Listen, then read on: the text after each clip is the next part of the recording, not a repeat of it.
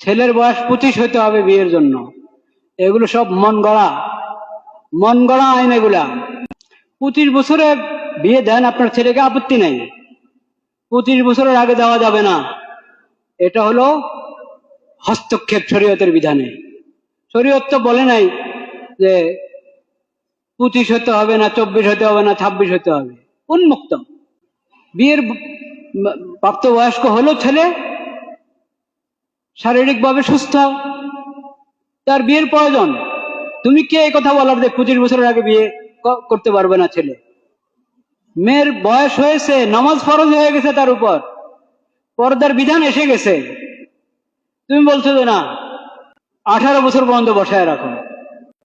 একজনে যাও একটু সাহস করে 16 বছরের কথা বলেছিল, সেটাও মানাতে পারে নাই। কিভাবে মানাবে? শরীয়ত ছেড়ে অন্যদিকে গেলে তো আর কোনো মানদণ্ড থাকে না, যে মানদণ্ডের ভিতরে ভিত্তিতে একজন আরেকজনের কথা গ্রহণ করতে পারে। শরীয়তে তো সে মানদণ্ড, যে শরীয়তের বিধানের সামনে সবাই শিরোধার্য, সবাই তার মাথা নত করবে শরীয়তের বিধানের সামনে।